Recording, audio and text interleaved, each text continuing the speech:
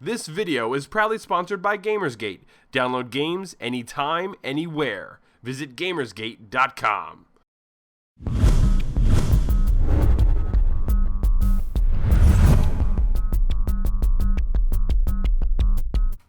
Welcome to Elder Geeks, Elder Speaks. Today is Friday, May 11th, 2012. My name is Randy Yasenchak. I'm the owner and the editor of ElderGeek.com. In the background today, you're probably going to be seeing some gameplay footage of a preview build of Heroes in general. It is still in pre-beta, so it's not even in beta yet.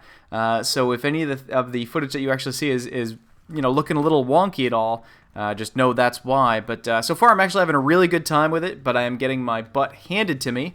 And I don't know. Let me think of what else I could really say about the game. It's, as you can see, it's like a first-person shooter. It's multiplayer, and it is actually set up to be a free-to-play model. And the really interesting thing about it is, it's not like you just play on the same map every time. They have an entire map of Europe basically laid out, and you play based on wherever there's a conflict between the Axis and the Allies. So it's very interesting. And when you actually play might be a completely different point in the war when, when the Axis actually has taken over different parts of the country. So where you go might be completely different than the last time you played. And also, depending on the strategic points that you've already taken over up to that point, gives you different access to planes and different types of units that can actually enter into the battlefield. So far, it's just brimming with possibilities, but it's still in pre-beta, so I can't really say much more about that yet. Hopefully, I'll have an official preview up of it by the end of the weekend. I can't make any promises about that. But before I ramble on any further, Mats Polska's with us today again, everybody.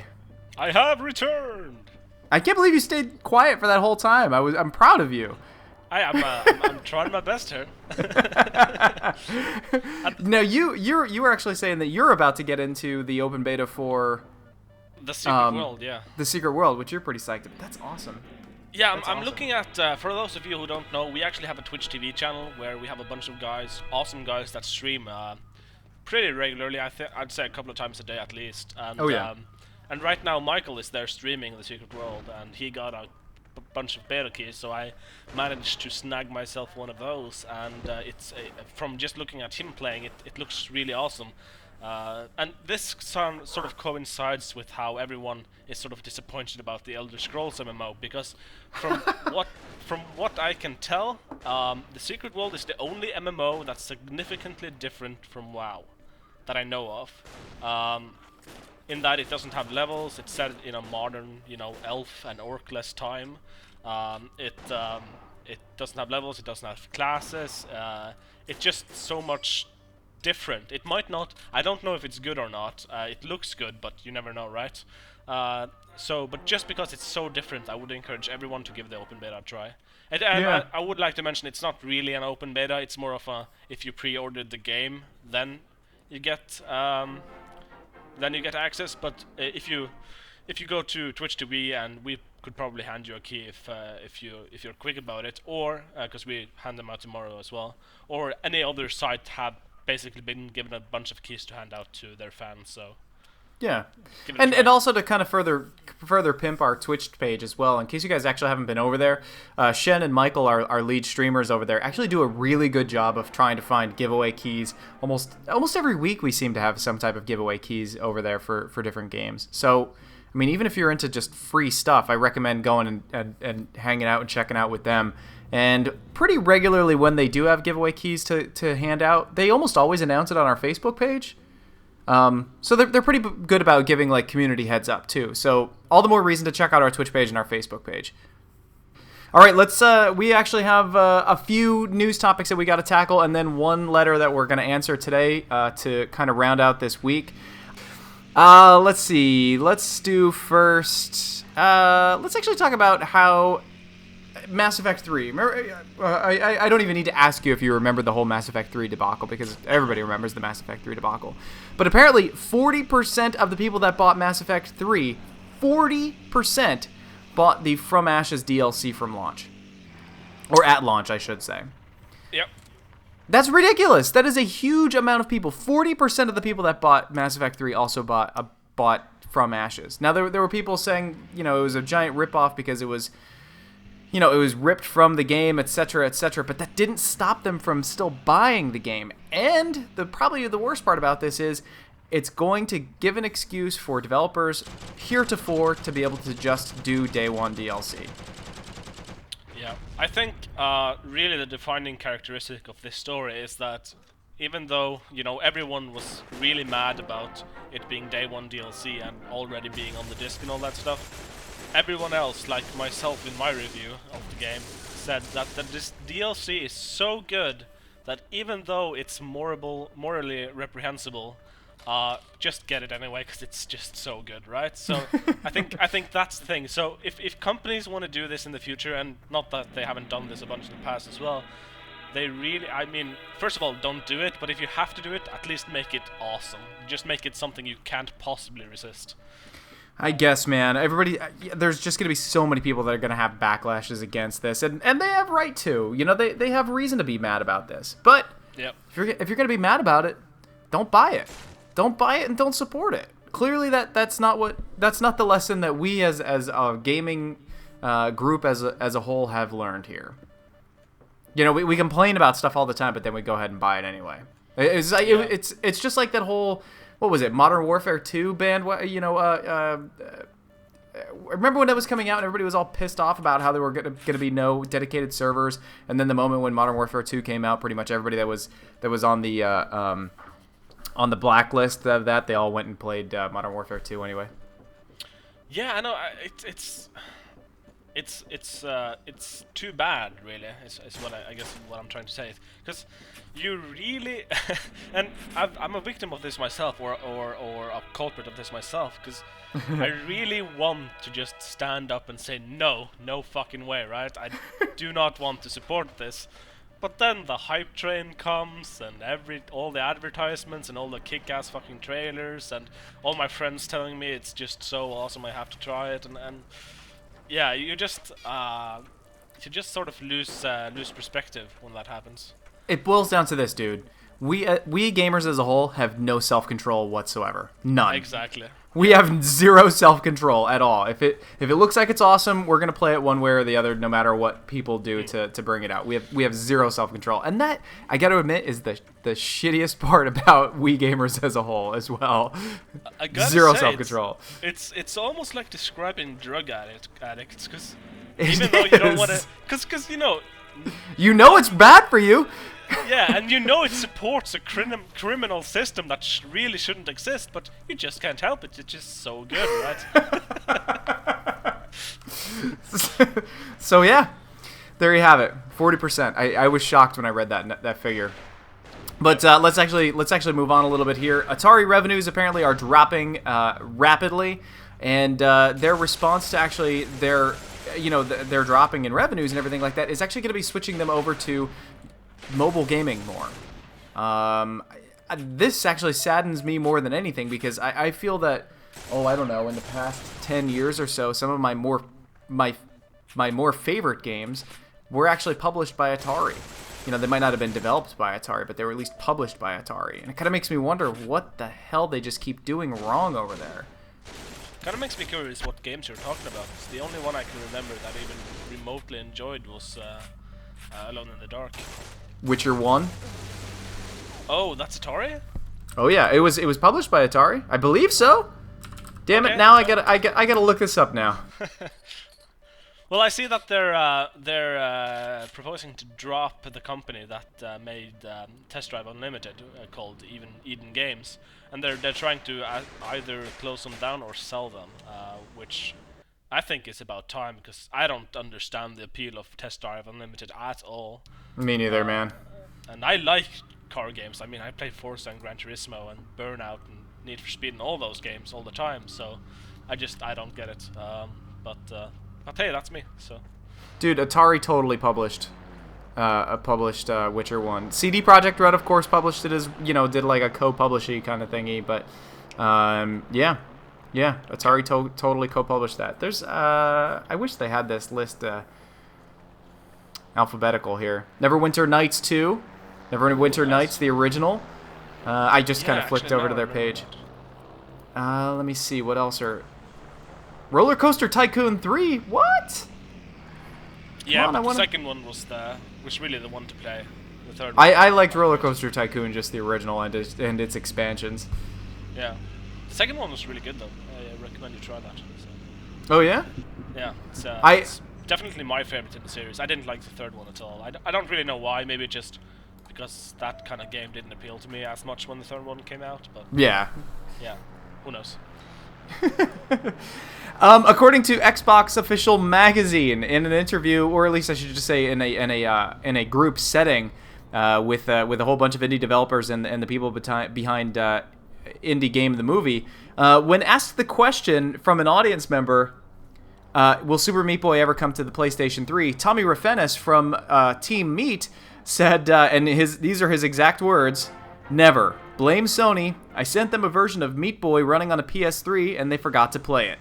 True story." Can you freaking believe that, dude? I don't know. God, that sounds so weird. Cause I don't doubt it though, man. I don't doubt it. well, I mean, Sony and Microsoft really lately have been trying their hardest to compete for the casual, downloadable only games, and especially Sony has been on this from the get-go since they launched the PS3 with downloadable games being huge, huge focus for them. So it's weird to hear this story and have something completely the opposite be the case. I don't know, But man. I suppose, yeah. I mean, big companies do probably work with the ill efficiency on stuff like that sometimes. I think it's pretty interesting, just the guys behind Team Meat, just following the stuff that they do and the stuff that they say. They find and expose, they're not even like video game journalists, but they expose so many cracks in the system, it's not even funny. I remember when we had them during the Fallout marathon, they actually came and hung out with us on Skype over the live stream for, I think it was 3-4 hours, and some of the funniest, nicest guys I've ever met. Yeah, yeah. So I yeah. think this is just, I don't know if it actually made it into the movie because I haven't had a chance to see it, but the people behind Indie Game the Movie actually wanted they wanted permission to use a part of our podcast in the movie, and I was like, hell yeah, use the hell out of it, because we had them on the podcast, back when we used to do Elder Speak as a podcast, years and years ago. But yeah, so anyway. Awesome. Yeah, so that's that. Apparently, Super Meat Boy is never going to come to the PlayStation 3. Well, never is a strong word. But let's actually do one minor, or this isn't even minor, but let's just do one more news story, and then we'll move on to the letter. According to the BBC, Sony's shares are at a 31-year low. After they posted their huge record losses earlier this year. Since then, of course, Kaz Hirai has been moved up from the president of Sony Computer Entertainment, and he's been put up to now just the head of Sony. And basically the whole company is reeling. I mean, there's no better way to put it. So at the moment, Sony is looking to cut several projects, and God. At this point, they really just need to rethink of how they're going to be doing everything. And I couldn't even tell you. I couldn't even fathom an opinion as to what they could do to dig themselves out of this hole. Yeah, I have no idea. I mean, I remember when Sir Howard Stringer took over in 2005, I think it was. Yeah. His big thing was, because Sony was losing money at that point too. They were doing really poorly.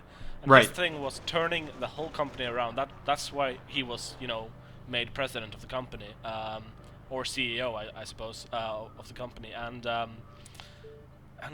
guess he didn't succeed because a 31-year low is pretty fucking abysmal. 31-year low. That's like, it hasn't been this low since I was 2. Yeah, That's insane.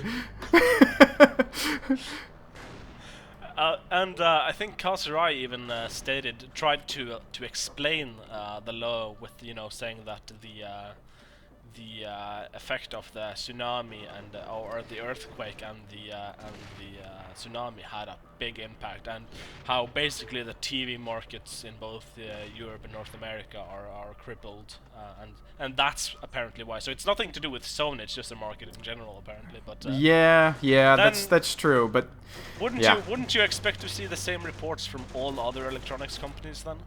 Well, there were some pretty bad returns from some other electronics companies as well, but I think Sony's kind of taken the spotlight because for a very, very long time in the 80s and the 90s and even the early 2000s, they were the lead, electronics creator. Like if you bought a television, if you didn't buy a Sony, you were you were kind of considered as buying something less than the best kind of thing. And so they're still. Sorry. I was just gonna say it's seeing the giant fall. That's what makes the story so big here. Yeah, and they're still really kind of going for this whole exclusivity quality market share. When you look at Bravia TVs or Sony TVs, and I don't know if it's still Bravia, but and see the price tag on those compared to I don't know, Philips, Toshiba, LG, even Samsung. And Samsung, yeah, it's always a little bit more or a lot more, and sure, it's reflected in, it's got a nice design and the color contrast is better and stuff like that, but these days people really don't care as much. They just want a huge screen as cheaply as possible. Yeah, and as long as it looks nice for a little while, as long as they can afford it, that's what they're gonna buy. Yeah, for the most part. Exactly. But yeah, that's kind of sad. I guess if you're in the market to buy shares in something, you could always run the risk of buying, some Sony shares since they're at a 31-year low at the moment. Do you, by the way, I noticed also that they blamed the PC or I guess laptop department. Have you ever seen anyone with a Vio laptop? Or not Vio, but what are the laptops? Yeah, they were doing Vio laptops, but I can't say I've ever seen anybody with a Sony laptop ever. No, most of the time, if on the rare occasions when I actually go to a place where people kind of have their laptops popped out and they're working in public places, I see a lot of Apples and I see surprisingly a lot of Acers, and Asus and Asus. Yeah, I was gonna say I see a lot of Asus or Asus or however you want to pronounce it, but Acers more than anything. Like I'm sorry, but I don't think I've ever purchased an Acer anything before. I personally don't trust the brand. I have an Asus laptop right now. It's really good. But, yeah, I have two Asus laptops as well. I would swear by Asus, but Acer is completely different. But anyway, kind of getting off topic. And I actually have an Asus monitor, but yeah, I never see Sony laptops anywhere. The only thing Sony that I see anymore, like publicly, are just televisions, and occasionally I'll see an Ericsson phone, and of course people's PlayStations. But aside from that, televisions, maybe an Ericsson phone, and PlayStations. That's it. It's not like you're seeing people walking around with Walkman anymore. You do have a lot of cameras and a lot of sound systems. Yeah. Sony makes some of the best, in my opinion at least, Sony makes some of the best receivers out there. So yeah, people don't buy music stuff as much as they used to. Now it's mostly, I would say that most of the music scene is being done through iPads and iPods and crap like that. Yeah, iPod or iPad stations with speakers on them. Yeah. But that's crazy. So kind of ending the week on a little bit of a down note, really. But let's actually get into the letter that was sent to me. But Nicholas writes, why do so many companies take major IPs, mostly RPGs, at least to my perspective, and try to make them into MMOs? It seems to be a trend that's been going on for some time, and it's made me wonder. It always seems like as if any major RPG series, from Ultima to Star Wars and now the Elder Scrolls series, eventually has a major MMO made under its name. There were always some rumors, whispers, and what have you, that other major RPGs like Mass Effect and Kingdoms of Amalur are also going to eventually get MMO releases. It always seems bizarre to me that these types of games, which are focused into single-player immersion and story, get attention and major developers, publishers, and think, hey, let's make this into an MMO. Well, that's basically his question. He kind of goes on, but why are all these people taking popular series and turning them into MMOs? To kind of go through your letter real quick, as far as MMOs go, Ultima Online was a completely badass MMO, and in my opinion, the best MMO there has ever been, and the way things are going, it might be the best that there ever will be. And as far as Kingdoms of Amalur go, that MMO project has been in the works for a very long time, and rumors are that one actually might even be here before the end of 2012.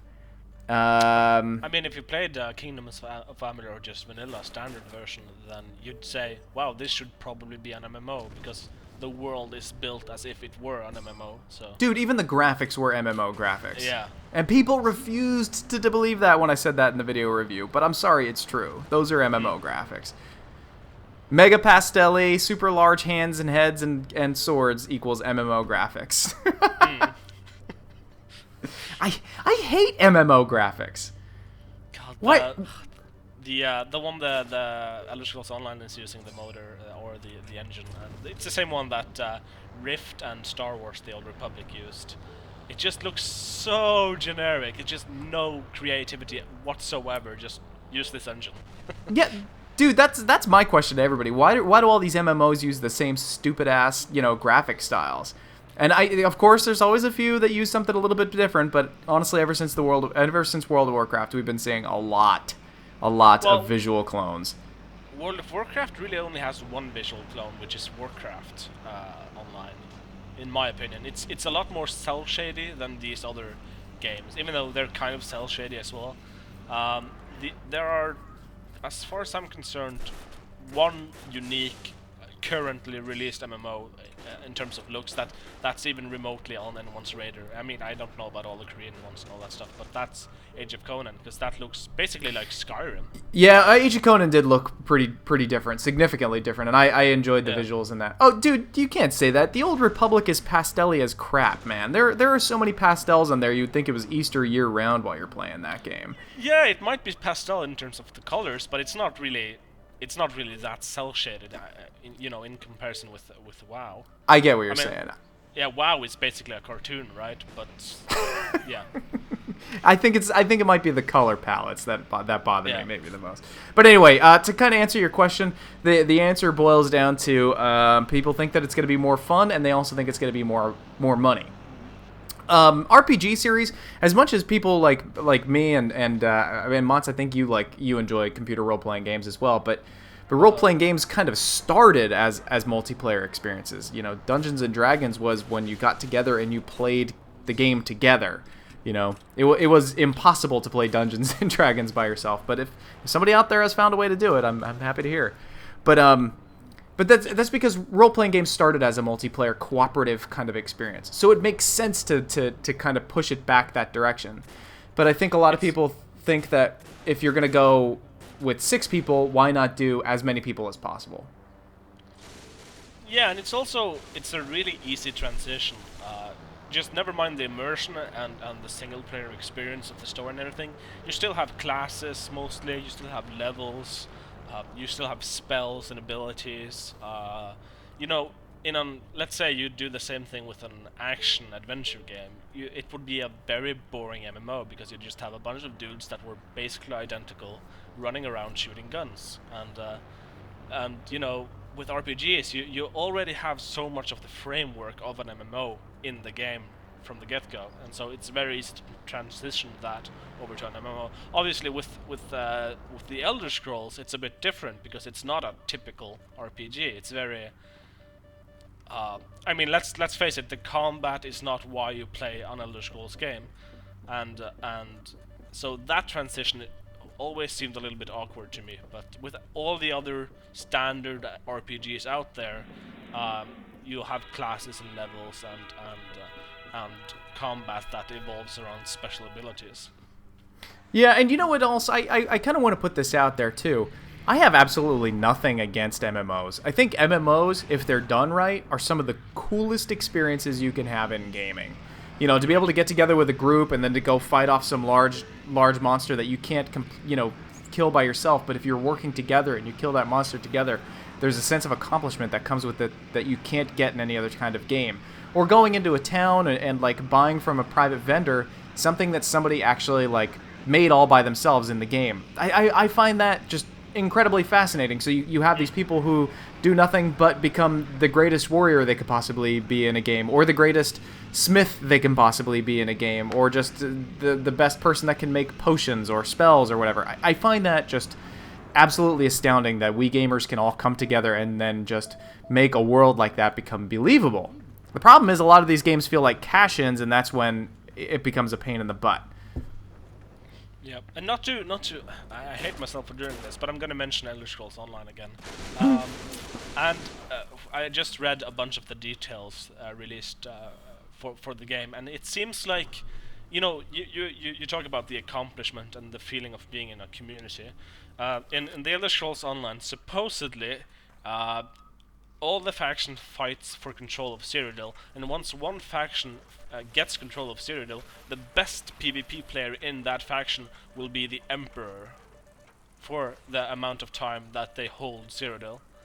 You actually have a player that's the king of the world. That just blows my mind. And you can never have...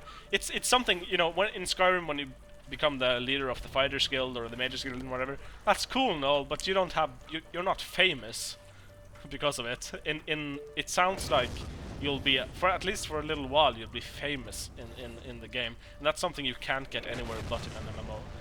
When I played WoW years ago, I was part of the best guild of the server, and I was the top damage dealer as a mage. And me being an egomaniac, that was very, very satisfying to know that since I was in the top guild that had gotten the furthest in the ARP or in the PvE system and in the dungeons, and I was the top damage dealer in the guild, that basically in my head meant that I was the top damage dealer on the server, which was filled with thousands of people, which made me, all kinds of maniacal. That's pretty awesome. Yeah. But I also want to say that a lot of these ones that you actually list aren't so bad. Like I said, Ultima Online was awesome. Star Wars Galaxies, when it first launched, was really cool. It wasn't until they started tinkering with the balancing system and when people could become Jedi and all that kind of crap. It was Sony that ruined Star Wars Galaxies. It was not the community that ruined Star Wars Galaxies. Kingdoms of Amalur, that's up in the air. That one actually might be kind of a cool MMO. I think as a single player experience, it's not my cup of tea, but as an MMO, it might be pretty decent if they can keep that kind of combat, within the game. And I don't know, man. Elder Scrolls, a lot of people have been hearing me sounding pretty disappointed in what I've been seeing, but I still gotta say, man, I love the Elder Scrolls series so much that I probably still will try it. I still will give it an honest shake when it comes out, just because there's so much potential with Cyrodiil. And with the guys behind Dark Age of Camelot on it, I'm really curious as to what they can do. So I feel like I'm heartbroken, but I'm sort of I'm like the abused wife. I want it to change. I want it to get better and stop misbehaving. So I'm just lonesome for more information to come out and turn my frown upside down, basically. Gotcha. Yeah, I could still say that I'm adequately scare roused. Yeah. So we'll see. I'm not writing it off entirely. I'm not gonna sign any petitions saying that I'm not gonna play it. But I get what you're saying. It is disappointing to see some of these series go from where you are the hero of a kingdom to not being the hero of a kingdom at all. That you're being one of the mindless drones, and that sucks. In the case of the Ultima series, I can't remember if there was any other Ultimas that came after Ultima Online. I think was it Ultima 9? Or was it Ultima 8? That was the last one. I actually never played Ultima, so I have no idea. Really? They're pretty cool games. They were really cool games. It's been a long time though. At that point, I was really more of a console gamer. Yeah. When those were happening, and I was pretty young as well. So. Got ya. But yeah, fear not. I mean, as long as there will be continually cool MMOs out there, I'm sure there's still going to be continuously cool single player RPG experiences out there to be had. I hope so. I hope that we don't turn into all MMOs. Because the really sad part about MMOs is once they're gone, they're gone. Right now, there is a project going on to bring Star Wars Galaxies back, but through a user community, being completely rebuilt and remade and being rehosted by a user community. But for the most part, if you enjoyed Star Wars Galaxies, it's gone. It's not like Knights of the Old Republic, where if you wanted to go back and play it, you just reinstall it on your computer and play it again. Star Wars Galaxies is gone. Tabula Rasa was another one. I kind of enjoyed it. It probably should not have been an MMO. It probably should have been a co-op multiplayer game, like a 4-player co-op multiplayer game, like Diablo.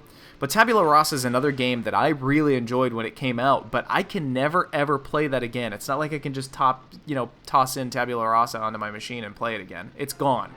So when MMOs die, they're gone. So I hear what you're saying, man. It sucks when single-player games seem to go the way of MMOs, but hopefully this isn't going to be the case all the time. And yeah, I guess that's really it. Mats, do you have anything else you want to add in for this week? Go check out my latest review that was released yesterday for Awesome Notes. It's on our YouTube page or on eldergeek.com, and that's about it. Yeah, I don't know why that one's not getting that much love. Awesome Notes looks like a really sweet freaking game. Well, just to give a little bit of backstory, we were supposed to get the review out by, I don't know, the first or the second, right after the game was released, but Microsoft was actually really slow at getting us the codes for it, so that's why it's slow. So it happens. Yeah. It happens. But look out for me. I'm going to try my best to get my review of Port Royale out tonight. I want to try to have my preview up of Heroes and Generals by the end of the weekend. But again, I can't make any promises for any of that stuff. But Mats, thanks for being on with me today, buddy. No problem. All right, everybody else, if you have any comments or questions, please feel free to send them to info@elder-geek.com. Be sure to follow us on Facebook, Twitter, Twitch TV, and of course, always head up our main site at elder-geek.com. Have a good weekend, everybody. I'll talk to you all on Monday.